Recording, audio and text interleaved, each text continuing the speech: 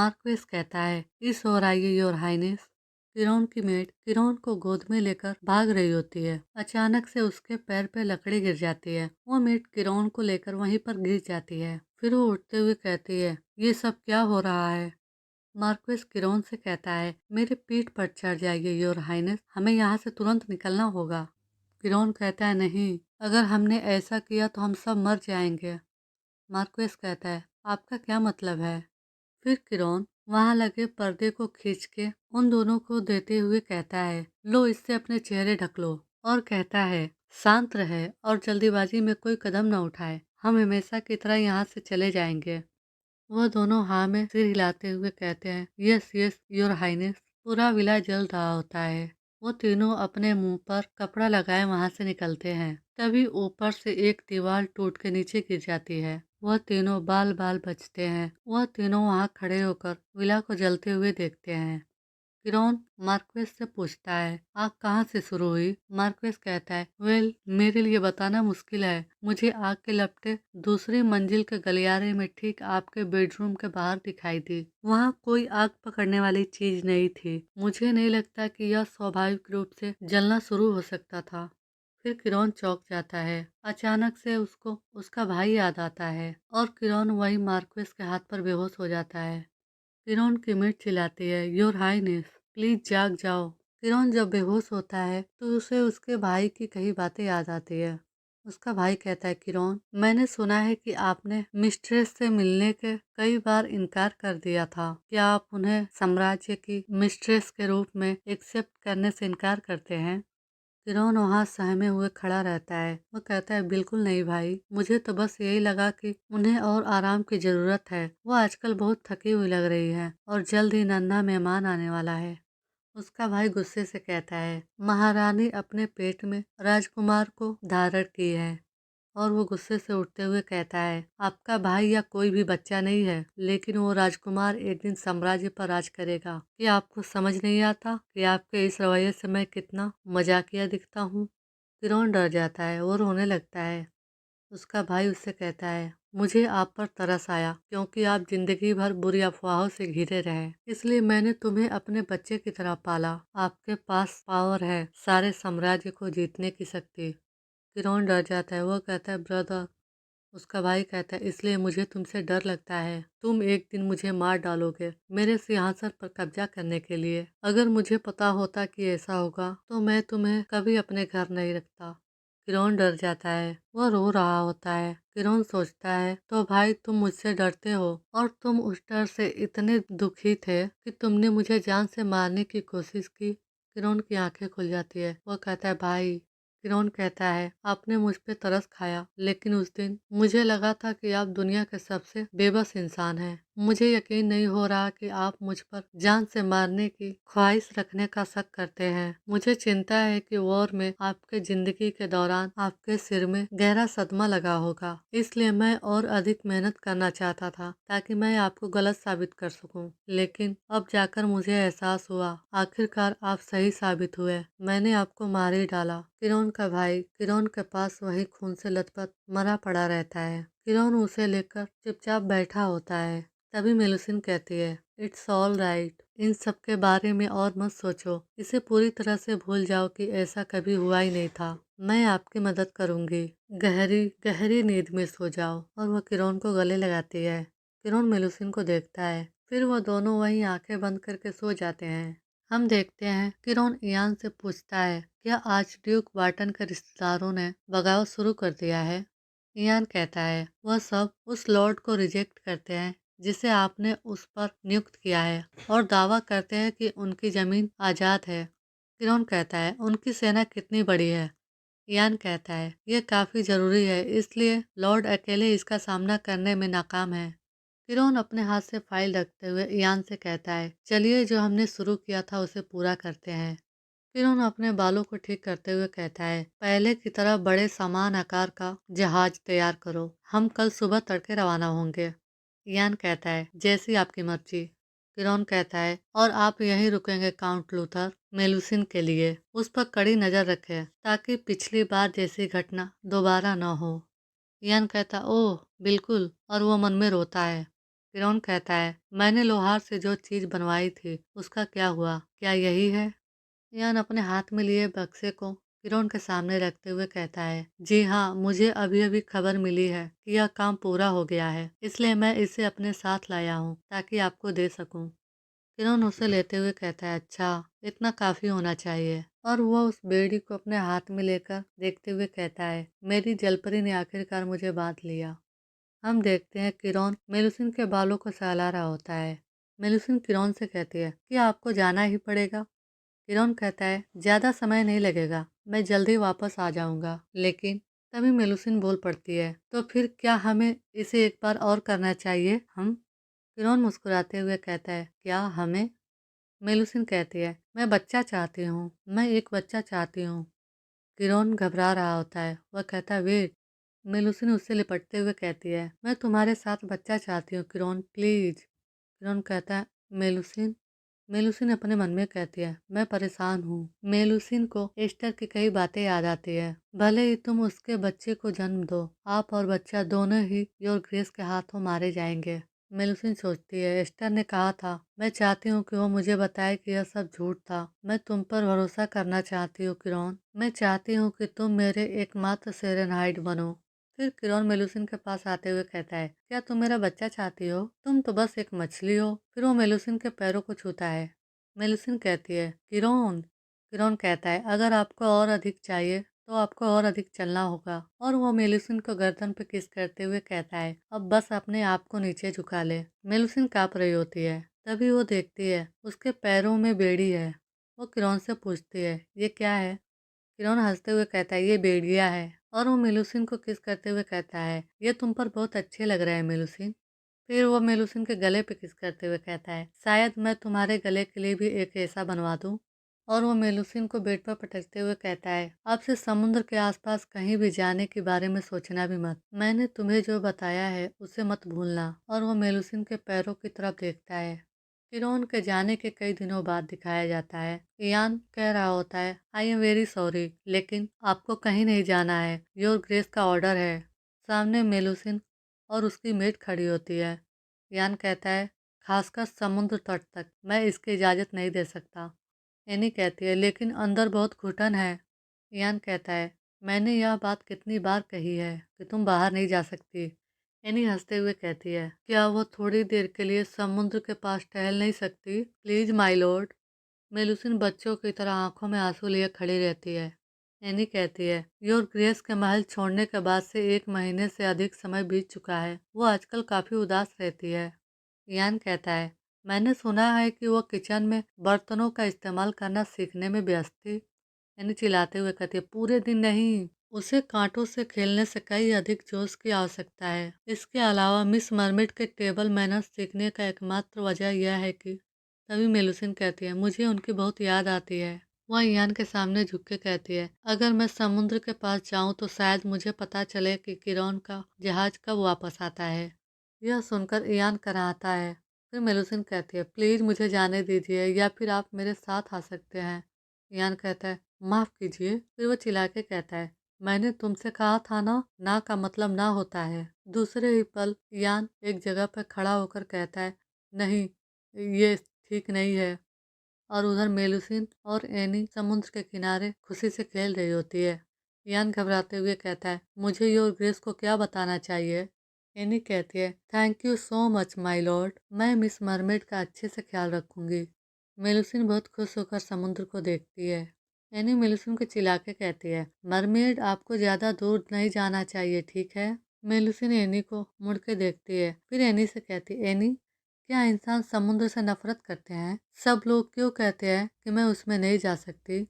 Any कहती है, ऐसा इसलिए नहीं है कि क्योंकि हम इससे नफरत करते हैं। ट्राइटन के लोगों के लिए समुद्र ही उनका घर है, लेकिन यह वही जगह भी है जिससे वे सबसे ज्यादा डरते हैं। मैंने भी समुद्र में अपने पिता को खो दिया था, इसलिए हम इस समुद्र से ज्यादा चौकन्ना रहते हैं।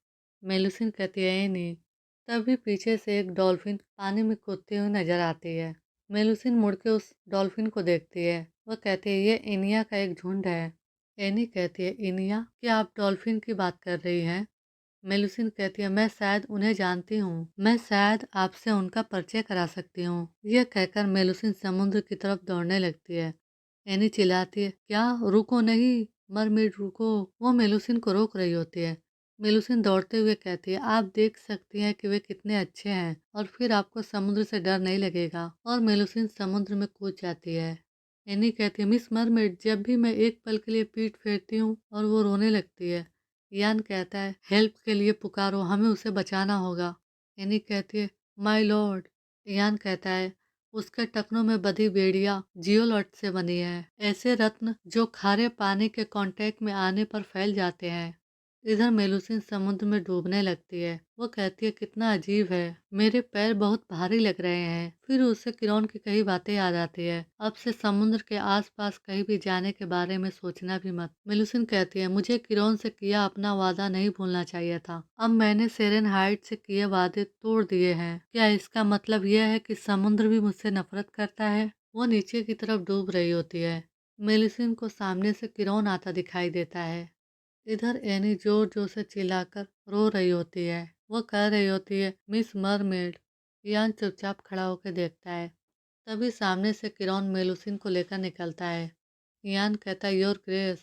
किरण मेलुसिन को गोद में लिए खड़ा होकर कहता है, वापसी पर स्वागत का कितना शानदार नजारा है। वो मेलुसिन को देखकर कहता है, तो मेलुसिन, आपने अपना मन नहीं बदला है। मेलुसिन बेहोश रहती है। उसे एनी की कही बातें सपने में दिखती है। एनी, क्या इंसान समुद्र से नफरत करते हैं? एनी कहती है, यह वह जगह है जिससे वे सबसे ज्यादा डरते हैं। मैंने भी समुद्र में अपने पिता को खो दिया था।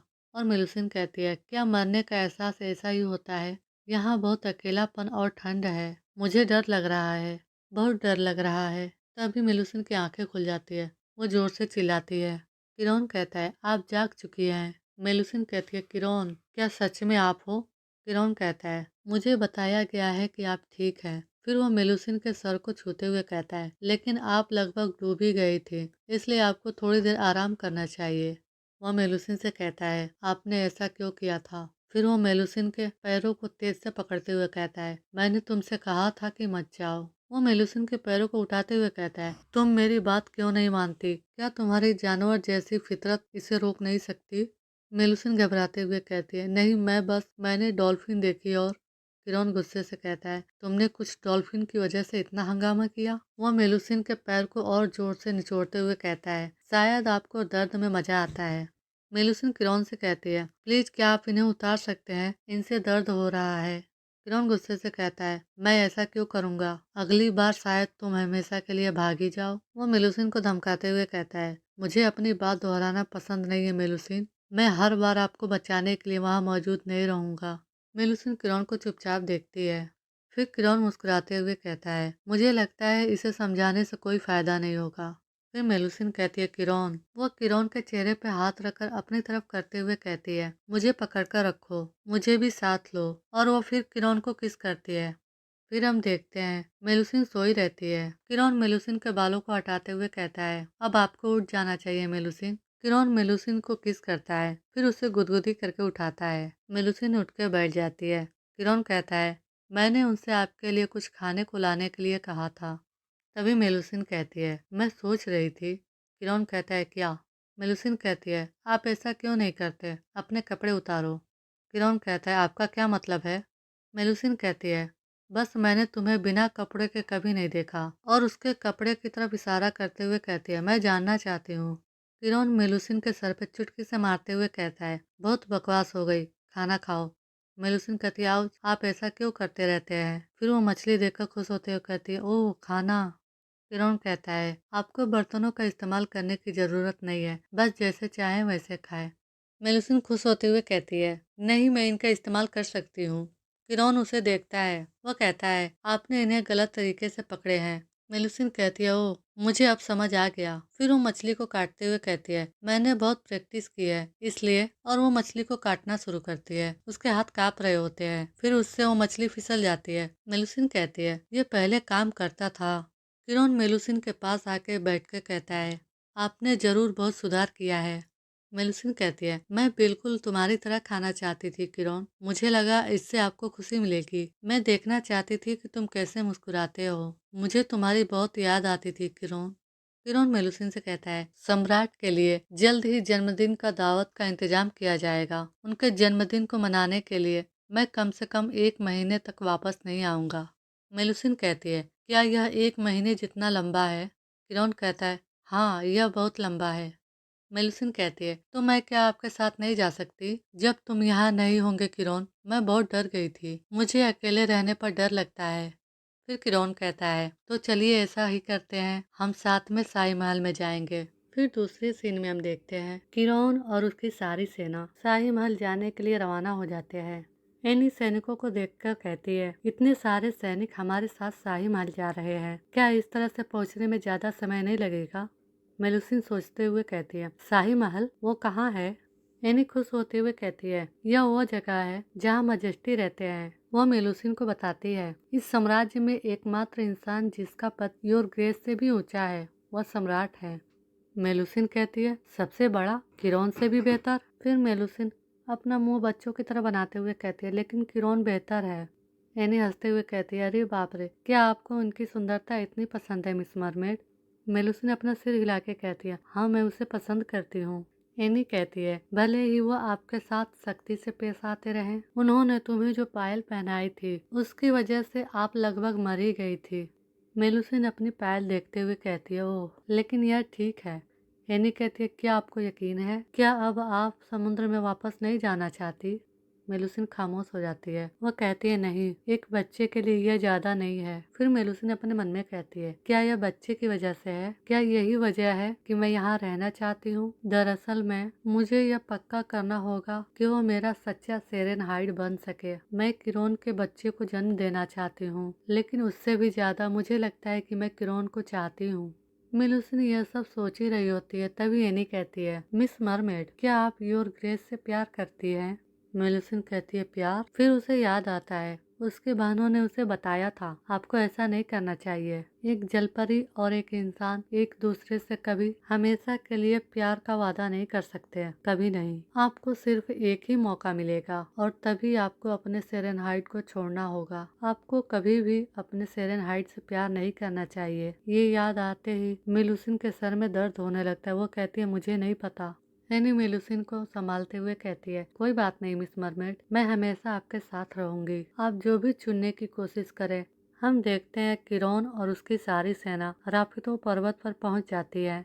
इयान किरण से कहता है, सब कुछ आपके ऑर्डर के अनुसार तैयार है। किरण इयान से कहता है, ऊपर के बेडरूम के पास कितने लोग तैनात है? इयान कहता है, 5 सैनिक। किरण कहता है, इसे 7 कर दो। इयान कहता है, मैं ऐसा करूंगा, लेकिन क्या आपको यकीन है कि यह जरूरी है? किरण कहता है, आपने खुद ही देख लिया, पर्वत के रास्ते पर बने निशान। हालांकि यह व्यापारियों की इस्तेमाल की जाने वाली सड़क नहीं है और शिकार का मौसम खत्म हो गया है। इसका मतलब है कि वे अभी भी आसपास ही है।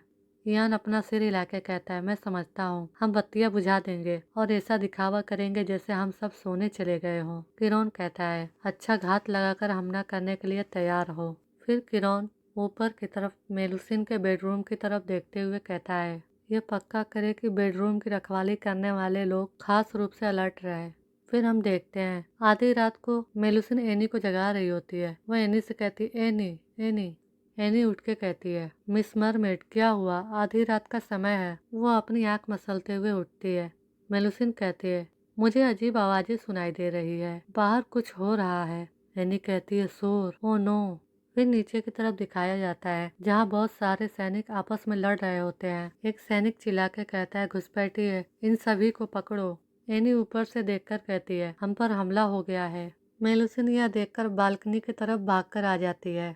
एनी भी मेलुसिन के पीछे मिस मरमेड कहते हुए आती है। मेलुसिन चिल्लाती है, किरण। किरण उधर देखता है। मेलुसिन फिर चिल्लाती है, किरण खतरे में है, किरण। एनी मेलुसिन को पकड़ते हुए कहती है, मिस मरमेड, नहीं, आपको अंदर वापस जाना होगा। मेलुसिन कहती है, मुझे क्या करना होगा? अगर किरण को चोट लग गई तो क्या होगा? मुझे कुछ करना चाहिए। तभी उसे फ्लावर पॉट दिखाई देता है। इधर नीचे किरण उस घुसपैठिए से पूछ रहा होता है, तुम्हें किसने भेजा? मुझे लगता है कि यह पूछना बेकार है, हम दोनों का इसका जवाब पता है।